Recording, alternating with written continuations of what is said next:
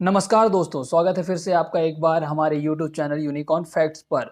जैसा कि आप देख पा रहे होंगे, सोशल मीडिया में, न्यूज़ में सुन रहे होंगे कि इस समय मध्य प्रदेश की राजनीति का माहौल काफ़ी गर्म है।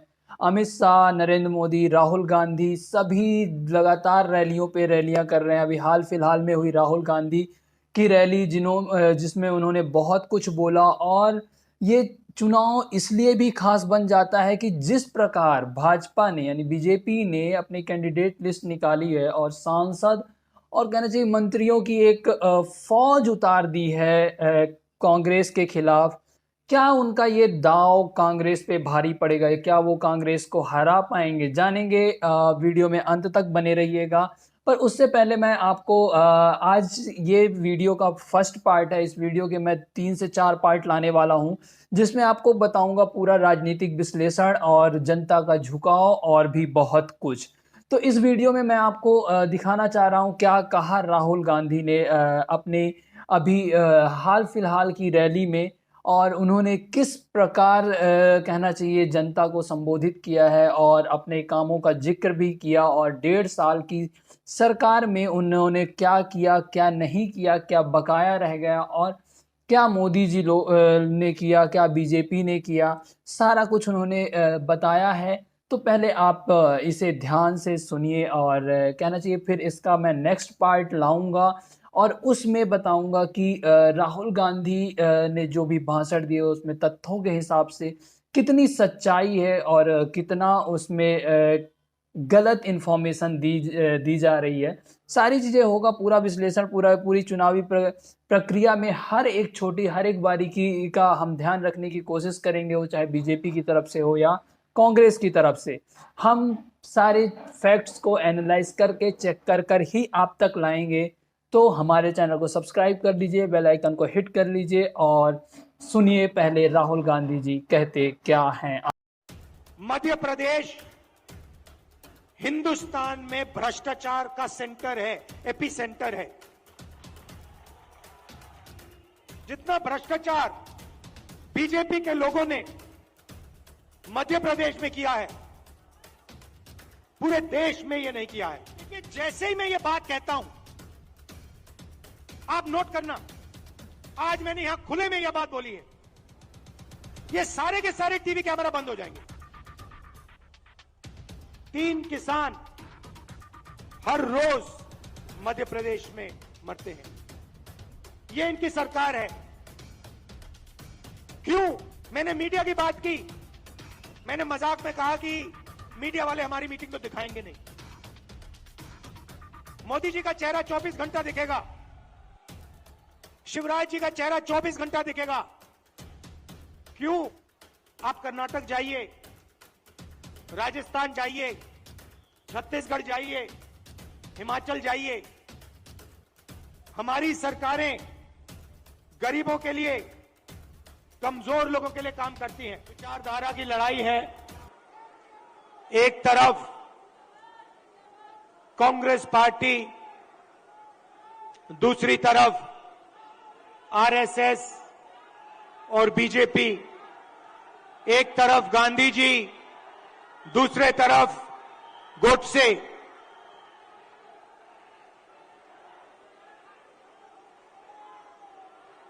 ये भैया इनको दिखाई नहीं दे रहा है।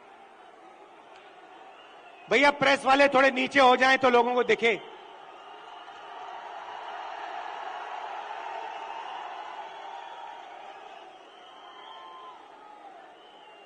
बात सही है, क्योंकि प्रेस वाले हमारी मीटिंग तो दिखाएंगे ही नहीं।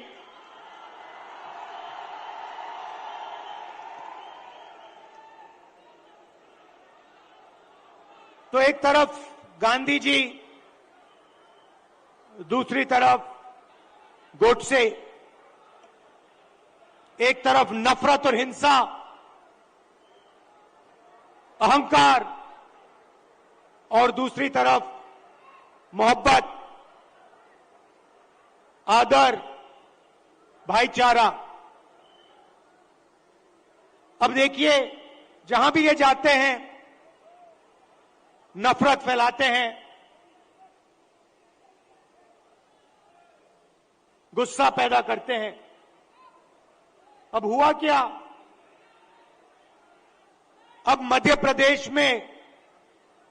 प्रदेश का युवा, मध्य प्रदेश का किसान इनसे नफरत करने लग गया है। जो उन्होंने जनता के साथ किया, अब जनता उनके साथ कर रही है। और इसीलिए हमने ये 7 यात्राएं, जन आक्रोश यात्राएं मध्य प्रदेश में निकाली हैं। इससे पहले भारत जोड़ो यात्रा में कन्याकुमारी से हम कश्मीर तक चले और मध्य प्रदेश से पैदल निकले। कमलनाथ जी, कितने किलोमीटर चले थे हम यहां? नहीं, मध्य प्रदेश में टोटल कितने चले थे? नहीं, यात्रा कितने किलोमीटर चली थी? लगभग 180 किलोमीटर। हाँ, ये देखिए 370 किलोमीटर हमारी यात्रा मध्य प्रदेश में चली थी। किसानों से मिले, युवाओं से मिले, माताएं बहनों से मिले। मुझे सिर्फ 2-3 बातें कही। सबसे पहले, मध्य प्रदेश हिंदुस्तान में भ्रष्टाचार का सेंटर है, एपी सेंटर है। और जितना भ्रष्टाचार बीजेपी के लोगों ने मध्य प्रदेश में किया है, पूरे देश में ये नहीं किया है। बच्चों के फंड्स, मिड डे मील के फंड्स, स्कूल यूनिफॉर्म के फंड्स चोरी किए। महाकाल कॉरिडोर में बीजेपी ने पैसा चोरी किया। व्यापम स्कैम को आप सब जानते हो। 1 करोड़ युवाओं को इन्होंने नुकसान पहुंचाया। एमबीबीएस की सीट्स बेची जाती हैं और पेपर लीक किए जाते हैं। यह इनका राज है। दूसरी बात, किसानों ने अपनी बात बताई। किसानों ने कहा, और यहां आप सोयाबीन उगाते हो, आप इसको सबसे अच्छी तरह समझोगे कि हमें मध्य प्रदेश की सरकार सही दाम नहीं देती है। अब आप जाइए, छत्तीसगढ़ में जाइए, पास जाइए, दूर नहीं है।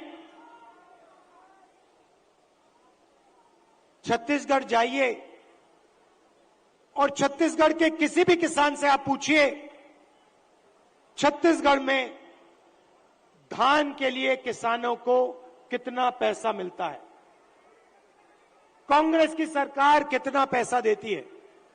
हमने वायदा किया था 2,500 रुपए धान के लिए दिए जाएंगे, और छत्तीसगढ़ में जो हमने वायदा किया वो हमने वायदा पूरा करके दिखा दिया।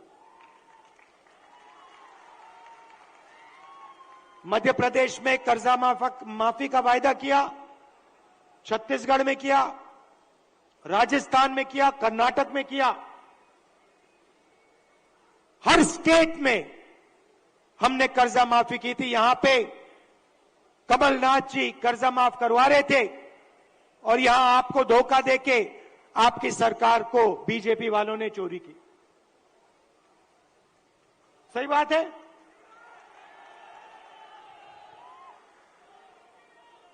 भाई और बहनों, 18,000 किसानों ने यहां पे पिछले 18 साल आत्महत्या की है। 3 किसान हर रोज मध्य प्रदेश में मरते हैं। ये इनकी सरकार है। क्यों? क्योंकि ये चुने हुए लोगों के लिए काम करते हैं। पहली बार हिंदुस्तान की हिस्ट्री में पहली बार किसान टैक्स दे रहा है। इन्होंने जीएसटी लागू की और 5 कानून लाए, काले कानून, किसानों को दबाने के, खत्म करने के कानून। हिंदुस्तान के सारे किसान इनके खिलाफ खड़े हो गए। नरेंद्र मोदी जी कहते हैं किसानों के फायदे के लिए मैं ये कानून, काले कानून लाया हूं। अगर किसानों के फायदे के लिए कानून लाए तो किसान सड़क पे क्यों उतरे हैं?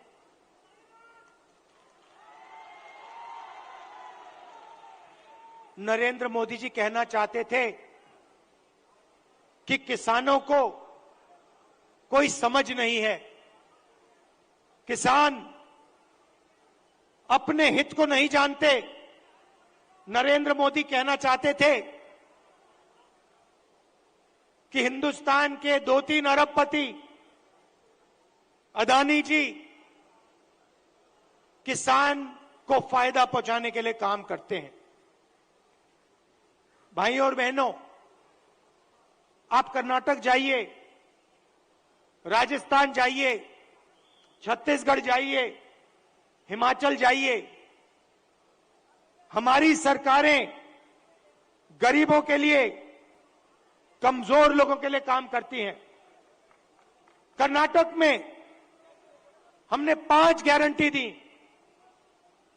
गरीबों के लिए, महिलाओं के लिए, किसानों के लिए। आप जाइए, कर्नाटक में जाइए, कर्नाटक की महिलाएं बस में जाने के लिए 1 रुपया नहीं देती हैं, मुफ्त में घूमती हैं। कहीं भी जाना हो कर्नाटक में, कहीं कर्नाटक की महिलाएं फ्री में जाती हैं। हर महीने उनके बैंक अकाउंट में सीधा पैसा आता है, सरकार पैसा देती है। छत्तीसगढ़ में जाइए, किसानों का कर्जा माफ किया, किसानों को सही दाम दिलवाते हैं। राजस्थान में जाइए, स्वास्थ्य के बारे में पूछिए, मुफ्त में वहां पे दवाई मिलती है। 15 लाख रुपए का वहां पे फ्री में इलाज होता है। हार्ट सर्जरी करवानी हो, बड़ी से बड़ी सर्जरी करवानी हो, राजस्थान में जाइए, पता लगाइए, राजस्थान की जनता को वहां पे फ्री में सर्जरी मिलती है। सरकार जनता के लिए चलनी चाहिए, सरकार किसी संगठन के लिए या 1-2 बड़े उद्योगपतियों के लिए नहीं चलनी चाहिए। और ऐसी ही सरकार हम यहां मध्य प्रदेश में चलाना चाहते हैं। और कमलनाथ जी का काम आपने देखा है, काम करना जानते हैं, और जो उन्होंने काम शुरू किया था वो काम वो मध्य प्रदेश में पूरा करने जा रहे हैं। मैं आपसे आखिरी बात कहना चाहता हूं। पार्लियामेंट में मैंने अदानी जी की बात उठाई, भाषण दिया। जैसे ही मैंने अपना पार्लियामेंट में अदानी जी का भाषण दिया, वैसे ही बीजेपी ने मेरी लोकसभा की जो सदस्यता है उसे रद्द कर दी, खत्म कर दी। आप सोचिए, अदानी जी की रक्षा करने के लिए एकदम मेरी लोकसभा की जो सदस्यता थी उसको कैंसिल कर दिया। मुझे कोई फर्क नहीं पड़ता, करिए जितना करना है, मैं सच्चाई बोलता हूं। और देश के सामने एक सच्चाई अदानी जी हैं। पोर्ट्स देख लीजिए, एयरपोर्ट्स देख लीजिए, इंफ्रास्ट्रक्चर देख लीजिए, धान के साइलोज देख लीजिए, हर जगह आपको अदानी जी दिखाई देंगे। अदानी जी किसानों के जेब में से हर रोज जेब में से आपका पैसा लिया जाता है। इंफ्रास्ट्रक्चर में, डीजल में, पेट्रोल में, फर्टिलाइजर में आपके जेब में से पैसा निकलता है और सीधा इन दो उद्योगपतियों के जेब में जाता है। मैंने मीडिया की बात की, मैंने मजाक में कहा कि मीडिया वाले हमारी मीटिंग तो दिखाएंगे नहीं। मोदी जी का चेहरा 24 घंटा दिखेगा, शिवराज जी का चेहरा 24 घंटा दिखेगा। क्यों? क्योंकि इनका रिमोट कंट्रोल अदानी जी के हाथ में है। देखिए ये मुस्कुरा रहे हैं, प्रेस वाले मुस्कुरा रहे हैं, इनके बेचारे की गलती नहीं है, ये रिपोर्टर है, इनकी गलती नहीं है, ये सच्चाई जानते हैं। रिमोट कंट्रोल पीछे से कंट्रोल दबता है। एक और सच्चाई है, और वो सच्चाई शायद अदानी जी से भी बड़ी सच्चाई है। कुछ दिन पहले बीजेपी ने महिला आरक्षण की बात की। महिला आरक्षण में हमने एक सवाल उठाया, कांग्रेस पार्टी ने उठाया, बीजेपी ने कोई जवाब नहीं दिया। हमने दो चीजें कही। हमने पहले कहा देखिए ये महिला आरक्षण जो आप कर रहे हो ये अच्छा है, इसको करना चाहिए,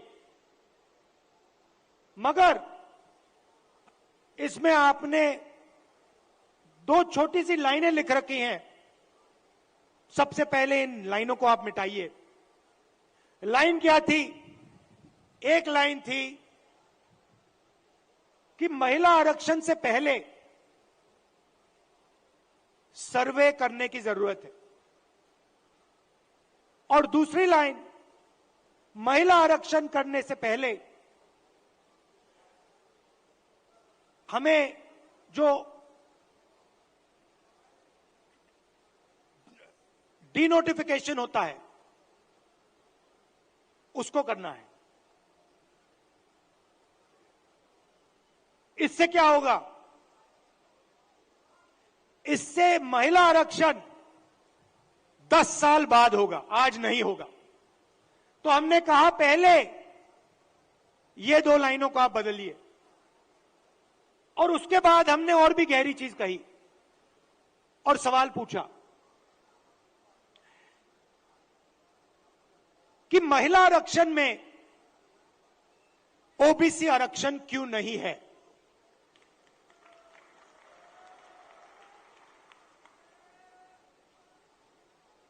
ओबीसी आरक्षण महिला आरक्षण में आपने क्यों नहीं दिया? नरेंद्र मोदी जी, आप कहते हैं कि आप ओबीसी के लिए काम करते हैं, आप ओबीसी के नेता हैं, तो आपने महिला आरक्षण के अंदर के बीच में ओबीसी आरक्षण क्यों नहीं किया? अब भाषण से पहले मैंने आंकड़े देखे और मैं हैरान हो गया। भाइयों और बहनों, नरेंद्र मोदी कहते हैं कि बीजेपी में ओबीसी के एमएलए और एमपी हैं। सबसे पहले कांग्रेस के तीन चीफ मिनिस्टर ओबीसी हैं, ये याद रखिए आप। हमारी 4 सरकारें हैं, 3 हमारे ओबीसी चीफ मिनिस्टर हैं। दूसरी बात, आप पार्लियामेंट में, विधानसभा में चले जाइए और बीजेपी के किसी भी एमएलए से पूछ लीजिए, एमपी से पूछ लीजिए, आपसे कुछ पूछा जाता है क्या? जब कानून बनाए जाते हैं आपसे कुछ पूछा जाता है? आपको कहेंगे भैया हमारे से कुछ कोई नहीं पूछता। कानून आरएसएस वाले लोग बनाते हैं, कानून अफसर बनाते हैं, कानून बीजेपी के एमएलए और एमपी नहीं बनाते। सच्चाई भाइयों और बहनों एक और है। सच्चाई यह है कि हिंदुस्तान को 90 अफसर चलाते हैं। कैबिनेट सेक्रेटरी और secretary of government of India Hindustan की सरकार को चलाते हैं। 90 लोग ये कानून बनाते हैं, ये निर्णय लेते हैं पैसा किधर जाएगा, कितना पैसा कहां जाता है। अब मैं आपसे सवाल पूछना चाहता हूं, बीजेपी के 10 साल से सरकार है, 90 अफसर सेक्रेटरी हिंदुस्तान को चलाते हैं। मैं हिंदुस्तान के सब ओबीसी से पूछना चाहता हूं, नरेंद्र मोदी जी कहते हैं आपकी भागीदारी है हिंदुस्तान की सरकार में, मध्य प्रदेश की सरकार में। आप मुझे बता दो, इन 90 अफसरों में से ओबीसी कितने हैं? ओबीसी की आबादी कितनी है पहले यह बताओ। कितनी आबादी है ओबीसी की हिंदुस्तान में? देखो, कोई जवाब नहीं दे सकता, कोई जवाब नहीं दे सकता। क्यों? क्योंकि कास्ट सेंसस नहीं हुआ है। भाइयों और बहनों, लगभग ओबीसी भाइयों की बहनों की 50% आबादी है हिंदुस्तान में। बात समझिए, आबादी 50% है और 90 में से 3 अफसर ओबीसी के हैं। और एक और मजेदार बात बताता हूं, 2 साल पहले आप देखते, 3 साल पहले आप देखते तो हिंदुस्तान की सरकार में, नरेंद्र मोदी जी की सरकार में 90 में से 0 अफसर ओबीसी से थे। यह देश की सच्चाई है। नरेंद्र मोदी जी ओबीसी के लिए, दलितों के लिए, आदिवासियों के लिए काम नहीं करते हैं। आपका ध्यान इधर उधर करते हैं। दूसरा सवाल आपसे पूछता हूं, हिंदुस्तान की सरकार का बजट लाखों करोड़ रुपए का बजट है। मैं आपसे पूछता हूं, ये जो 3 ओबीसी अफसर हैं, इनकी भागीदारी कितनी है? ये बजट पे कितने रुपए पर निर्णय लेते हैं, मुझे बता दो। मैं आपको बताता हूं, तकरीबन 45 लाख करोड़ रुपए का बजट है। आप मुझे बताओ, ओबीसी अफसर कितने रुपए पर निर्णय लेते हैं, मुझे बता दो। नरेंद्र मोदी जी की ओबीसी की सरकार है, सब शांत, किसी को नहीं मालूम। क्यों? ये आपको नहीं बताना चाहते हैं, आपकी सच्चाई आपको नहीं बताना चाहते। सच्चाई भाइयों और बहनों ये है कि हिंदुस्तान के पूरे बजट में 5% की भागीदारी ओबीसी के अफसरों के हाथ में है। ओबीसी अफसर 3 हैं 90 में से, और 5% बजट को कंट्रोल करते हैं। यह है नरेंद्र मोदी जी का काम। नरेंद्र मोदी जी ओबीसी की सरकार नहीं चलाते हैं। नरेंद्र मोदी जी का काम, जो आरएसएस ने उनको दिया है, आपका ध्यान इधर उधर करने का है, नफरत फैलाने का है, हिंसा फैलाने का है। अगर सचमुच में नरेंद्र मोदी जी ओबीसी के लिए काम करते थे, तो 90 में से 3 अफसर ओबीसी के कैसे हैं? 3-4 साल पहले एक भी अफसर नहीं था ओबीसी का। हिंदुस्तान को तो ये चलाते हैं। शिक्षा में कितना पैसा जाएगा, स्वास्थ्य में कितना पैसा जाएगा, नरेगा कैसे बनेगा, भोजन का अधिकार कैसे डिजाइन होगा, ये तो ये नब्बे अफसर निर्णय लेते हैं। भाई और बहनों, ओबीसी की सरकार नहीं है। और देखिए, जैसे ही मैं ये बात कहता हूं, आप नोट करना, आज मैंने यहां खुले में यह बात बोली है, ये सारे के सारे टीवी कैमरा बंद हो जाएंगे।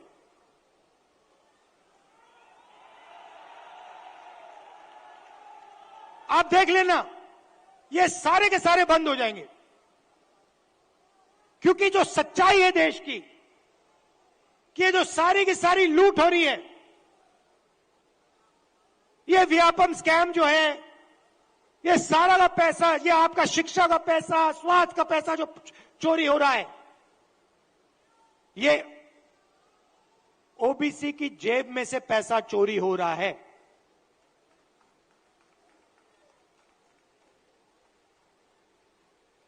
ये मैं आपसे कहना चाहता था, इसको आप मत भूलिए। सबसे जरूरी चीज, जैसे कमलनाथ जी को चोट लगी, आपको चोट लगी, सुना है, लगी ना? कमलनाथ जी यात्रा में निकले, रथ के कोने पे खड़े थे, बहुत भारी भीड़ थी, धक्का लगा, घुटने में चोट लगी। कमलनाथ जी जैसे ही आप अस्पताल गए, पहला काम क्या हुआ? डॉक्टर ने पहला काम क्या किया, बताइए?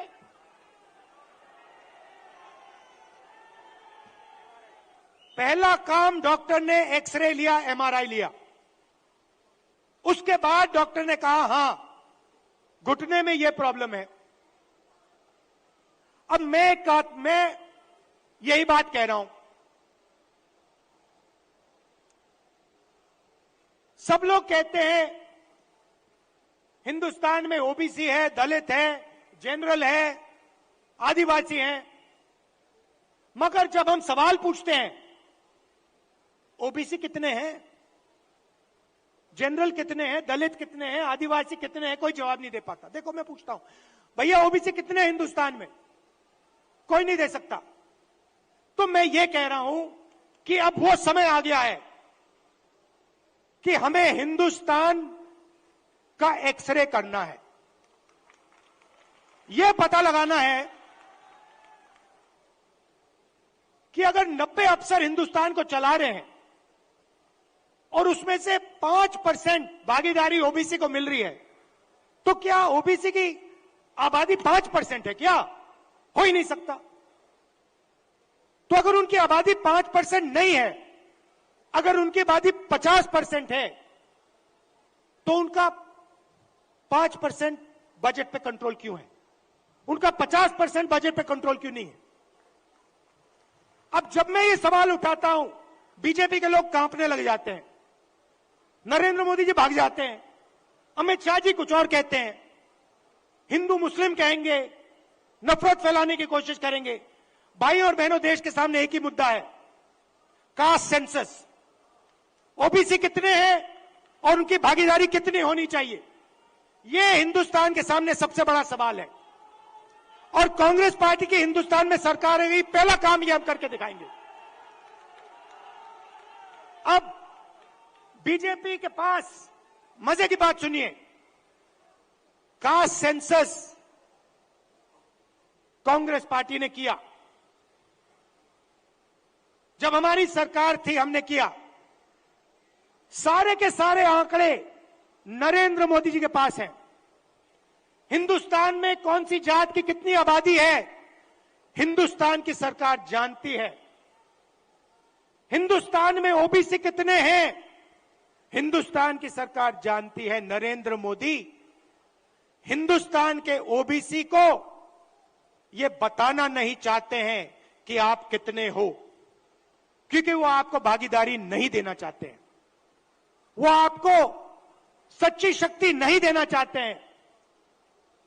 वो आपके लोगों को विधानसभा में बैठा देते हैं, मगर फिर उनको बिल्कुल चुप करा देते हैं।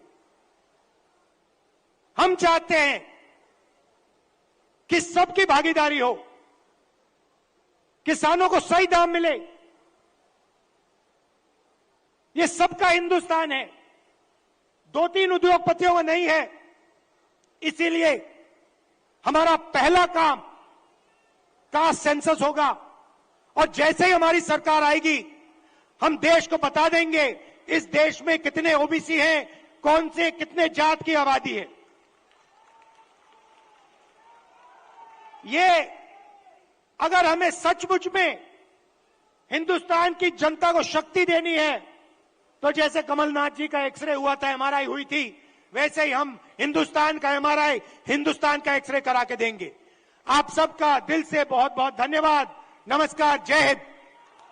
राहुल गांधी, बहुत बहुत धन्यवाद। सबसे पहले राहुल जी का मेरा निवेदन है सबसे कि 2 मिनट ये स्वाति शिक्षक भी आए और यहाँ पे पार्षद। एक और बात कमलनाथ जी ने मुझे याद दिलाया। देखिए, कमलनाथ जी ने यहां पे 27% रिजर्वेशन ओबीसी को दिलवाया था, कानून पास किया था, और बीजेपी के लोगों ने पीछे से उसे रद्द किया।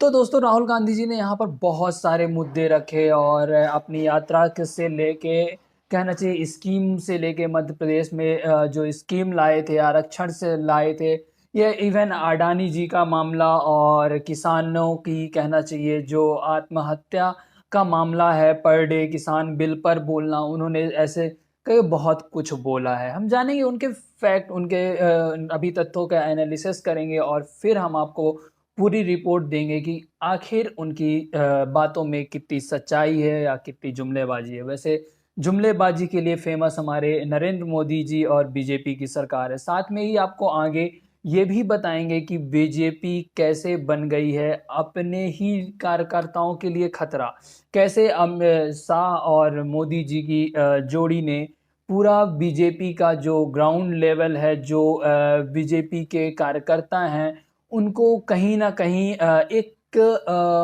मुट्ठी में अपने काबू करने की कोशिश किया है और जिसकी वजह से उनका भी आक्रोश नजर आता आपको दिखेगा। मिलते हैं।